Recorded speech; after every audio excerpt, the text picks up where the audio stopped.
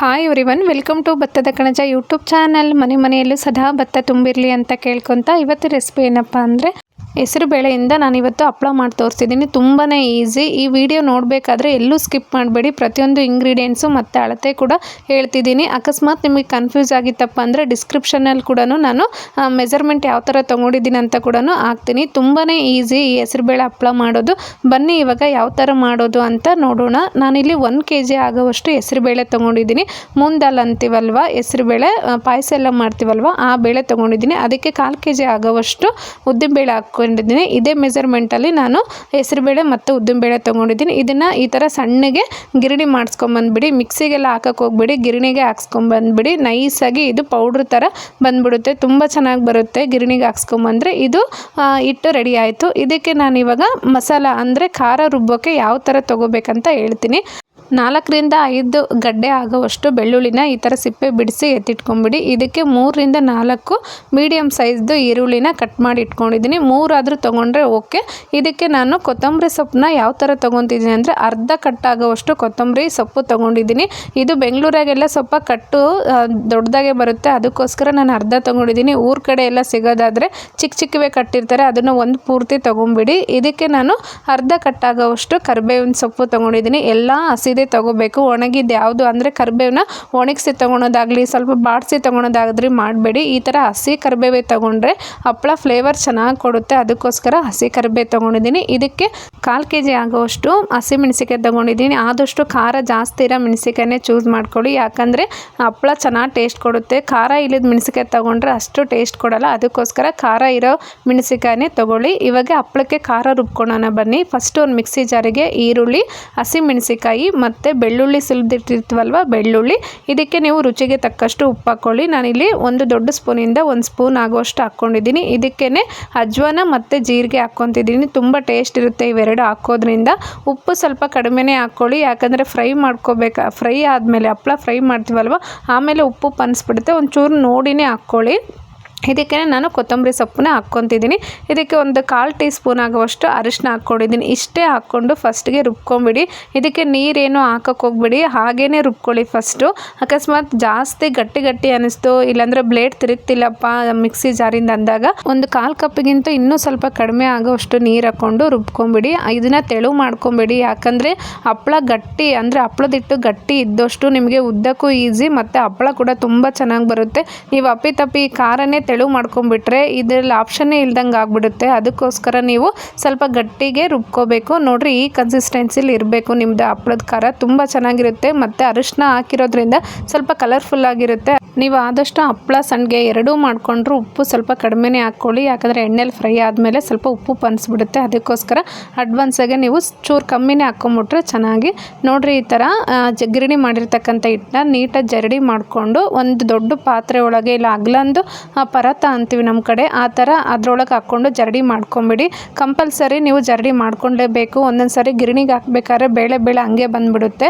ಮತ್ತು ನೀವು ಡೈರೆಕ್ಟಾಗಿ ಹಂಗೆ ಹಾಕ್ಕೊಂಬಿಟ್ರೆ ಹಪ್ಪಳ ಉದ್ಬೇಕಾರೆಲ್ಲ ಹಪ್ಪಳ ಎಲ್ಲ ಅರ್ಧೋಗೋ ಚಾನ್ಸಸ್ ಇರುತ್ತೆ. ಅದಕ್ಕೋಸ್ಕರ ನೀವು ಹಿಟ್ಟನ್ನ ಮತ್ತೊಮ್ಮೆ ಜರಡಿ ಮಾಡ್ಕೊಂಬಿಡಿ. ನೋಡ್ರಿ, ಈ ಥರ ಜರಡಿ ಮಾಡಿರ್ತಕ್ಕಂಥ ಹಿಟ್ಟಿಗೆ ನೀವೇನು ಮಿಕ್ಸಿ ಮಾಡಿಟ್ಟಿರ್ತೀರಲ್ವ ಹಪ್ಪಳದ ಖಾರ, ಅದನ್ನು ಹಾಕ್ಕೊಂಡು ನೀಟಾಗಿ ಕಲಿಸ್ಕೊಬೇಕು. ಇದಕ್ಕೆ ನಾನು ನೀರು ಏನು ಆ್ಯಡ್ ಮಾಡಿಲ್ಲ, ಪೂರ್ತಿ ಅದೇ ಖಾರ ಏನು ಹಾಕ್ಕೊಂಡಿದ್ನೋ ಅದಷ್ಟೇ ಹಾಕ್ಕೊಂಡು ಕಲಿಸ್ಕೊತಿದ್ದೀನಿ. 2 ಕೈಯಿಂದ ಕಲಸಿ. ನಾನಿಲ್ಲಿ ವಿಡಿಯೋ ಮಾಡೋಕ್ಕೋಸ್ಕರ 1 ಕೈಯಿಂದ ತೋರಿಸ್ತಿದ್ದೀನಿ, ಬಟ್ ಇಲ್ಲಿ 2 ಕೈಯಿಂದನೇ ಕಲಿಸ್ಲೇಬೇಕು, ಯಾಕಂದರೆ ಇದು ತುಂಬ ಜಿಗಿ ಬಂದುಬಿಡುತ್ತೆ ಹಿಟ್ಟು.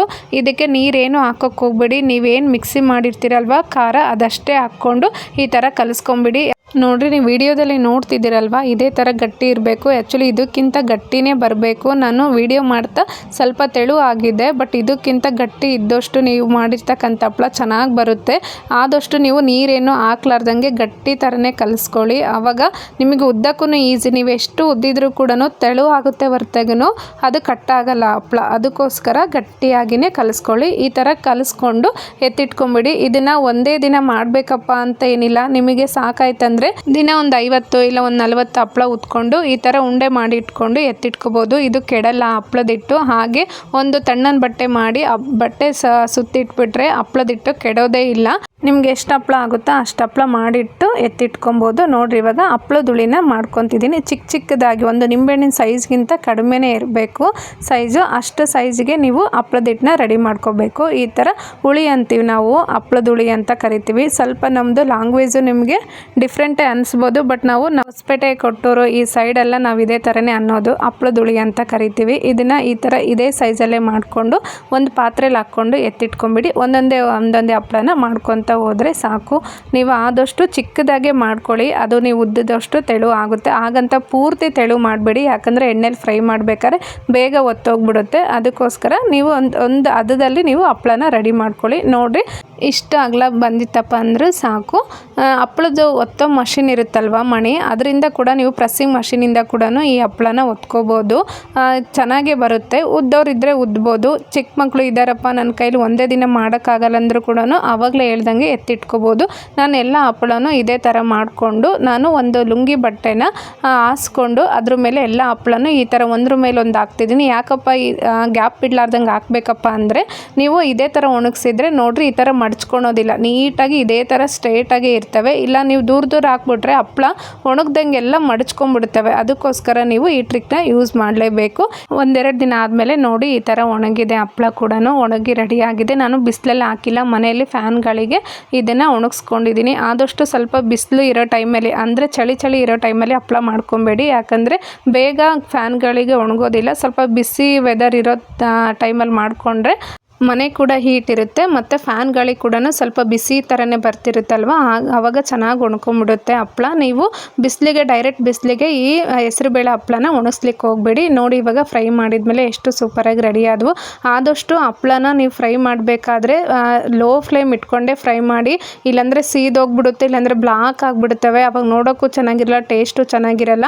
ಅಕಸ್ಮಾತ್ ಏನಾದರೂ ಎಣ್ಣೆ ಪೂರ್ತಿ ಕಾದಿತ್ತಪ್ಪ ಅಂದರೆ ಸ್ಟವ್ ಆಫ್ ಮಾಡಿಬಿಟ್ಟು ಒಂದು 2 ನಿಮಿಷ 3 ನಿಮಿಷ ಕಾದಿದ್ದು ಅದೇ ಎಣ್ಣೆಲೆ ಅಂದರೆ ಸ್ಟವ್ ಆನ್ ಮಾಡಲಾರ್ದಂಗೆ ನೀವು ಹಪ್ಪಳನ ಫ್ರೈ ಮಾಡ್ಕೊಳ್ಳಿ. ಜಾಸ್ತಿ ಎಣ್ಣೆ ಕಾಸ್ಬಿಟ್ಟಿದ್ರಪ್ಪ ಅಂತಂದರೆ ಆದಷ್ಟು ಲೋ ಫ್ಲೇಮ್ ಇಟ್ಕೊಂಡೆ ನೀವು ಈ ಥರ ಹಪ್ಪಳನ ಫ್ರೈ ಮಾಡಬೇಕು. ಮತ್ತು ನೀವು ಹೈ ಫ್ಲೇಮ್ ಇಟ್ಕೊಂಡು ಹಪ್ಪಳ ಫ್ರೈ ಮಾಡಿ ಚೆನ್ನಾಗೇ ಬಂದಿಲ್ಲ ಮೇಡಮ್ ಅಂತ ಕಮೆಂಟ್ ಹಾಕಬೇಡಿ. ಎಣ್ಣೆಲಿ ಹಾಕಿದ ತಕ್ಷಣ ಪಟ್ಟ ಅಂತಲೇ ಹಪ್ಪಳನ ತಿರುಗಿಸ್ಬೇಡಿ, ಹಾಗಾದರೆ ಚೆನ್ನಾಗಿ ಕೂಡ ಫ್ರೈ ಆಗಿಬಿಡುತ್ತೆ, ಇಲ್ಲಾಂದರೆ ಸೀದೋಗ್ಬಿಡುತ್ತೆ. ಇವೆಲ್ಲ ಟ್ರಿಕ್ನು ಎಂಡ್ವರೆಗೂ ವೀಡಿಯೋ ನೋಡಿದರೆ ಮಾತ್ರನೇ ಗೊತ್ತಾಗೋದು. ಅದಕ್ಕೋಸ್ಕರ ನಾನು ಸ್ಕಿಪ್ ಮಾಡಲಾರ್ದಂಗೆ ವೀಡಿಯೋ ನೋಡಿ ಅಂತ ಪ್ರತಿ ಸರಿ ರಿಕ್ವೆಸ್ಟ್ ಮಾಡ್ತೀನಿ. ಈ ವಿಡಿಯೋದಲ್ಲಿ ಮೆಜರ್ಮೆಂಟ್ ಏನಾದರೂ ನಿಮಗೆ ಕನ್ಫ್ಯೂಸ್ ಆಗಿತ್ತಂದರೆ ಡಿಸ್ಕ್ರಿಪ್ಷನಲ್ಲಿ ಕೂಡ ನಾನು ಮೆಜರ್ಮೆಂಟ್ನ ಹಾಕಿರ್ತೀನಿ, ಅಲ್ಲೋಗಿ ಚೆಕ್ ಮಾಡಿ. ತೊಗೊಂಡಿರ್ತಕ್ಕಂಥ ಮೆಜರ್ಮೆಂಟಲ್ಲಿ ಒಂದು 150ರಿಂದ 200 ಹಪ್ಪಳ ಆಗಿತ್ತು, ಯಾಕಂದರೆ ನಾನು ಚಿಕ್ಕದಾಗೆ ಮಾಡಿದ್ದೆ. ನೀವು ಏನಾದರೂ ದೊಡ್ಡದು ಮಾಡೋದಿತ್ತಂದರೆ 100ರಿಂದ 150 ಹಪ್ಪಳ ಅಂತೂ ಮಾಡ್ಕೊಂಬಿಡ್ಬೋದು. ಹಪ್ಪಳದ ಹಿಟ್ಟಿಗೆ ಎಣ್ಣೆ ಹಚ್ಚೋದಾಗಲಿ ಮಜ್ಜಿಗೆ ಹಚ್ಚೋದಾಗಲಿ ಮಾಡಬೇಡಿ, ಯಾಕಂದರೆ ಬೇಗ ಕೆಟ್ಟಬಿಡುತ್ತೆ. ನೀವು ಆ ಥರ ಹಚ್ಚಲಾರ್ದಂಗೆ ಚೆನ್ನಾಗಿ ಒಣಗಿಸಿ ಎತ್ತಿಟ್ಕೊಂಡ್ಬಿಟ್ಟಿರಪ್ಪ ಅಂದರೆ ಕರೆಕ್ಟಾಗಿ ನೀವು 1 ವರ್ಷ 1.5 ವರ್ಷವರೆಗೂ ಹಪ್ಪಳ ಕೆಡೋದೇ ಇಲ್ಲ. ಅದಕ್ಕೋಸ್ಕರ ನೀವು ಹಪ್ಪಳನ ಚೆನ್ನಾಗಿ ಒಣಗಿಸಿ ಅದ್ರ ಜೊತೆ ಹಪ್ಪಳದ ಹುಳಿ ಮಾಡ್ಬೇಕಾದ್ರೆ ಎಣ್ಣೆ ಮತ್ತು ಮಜ್ಜಿಗೆನ ಹಚ್ಲಿಕ್ಕೆ ಹೋಗಬೇಡಿ. ಒಂದು 3 ತಿಂಗಳು 6 ತಿಂಗಳು ಆದ ತಕ್ಷಣ ಒಂಥರ ಮುಗ್ಗು ಬಂದಂಗೆ ಆಗಿಬಿಡುತ್ತೆ. ಅದಕ್ಕೋಸ್ಕರ ಅವೆರಡನ್ನೂ ಯೂಸ್ ಮಾಡೋಕ್ಕೆ ಹೋಗಬೇಡಿ. ಇವತ್ತಿನ ರೆಸಿಪಿ ಹೇಗಿತ್ತಪ್ಪ ಅಂತ ಕಮೆಂಟ್ ಮಾಡಿ. ಹಾಗೆ ನನ್ನ ಚಾನಲ್ಗೆ ಲೈಕ್ ಶೇರ್ ಆ್ಯಂಡ್ ಸಬ್ಸ್ಕ್ರೈಬ್ ಆಗೋದನ್ನ ಮಿಸ್ ಮಾಡಬೇಡಿ. ನಿಮ್ಮ ಪ್ರೀತಿ ಆಶೀರ್ವಾದ ಸದಾ ನನ್ನ ಚಾನಲ್ ಮೇಲೆ ಹೀಗೆ ಇರಲಿ ಅಂತ ಕೇಳ್ಕೊತ ಇವತ್ತಿನ ಈ ರೆಸಿಪಿನ ಇಲ್ಲಿಗೆ ಮುಗಿಸ್ತಿದ್ದೀನಿ. Thank you all.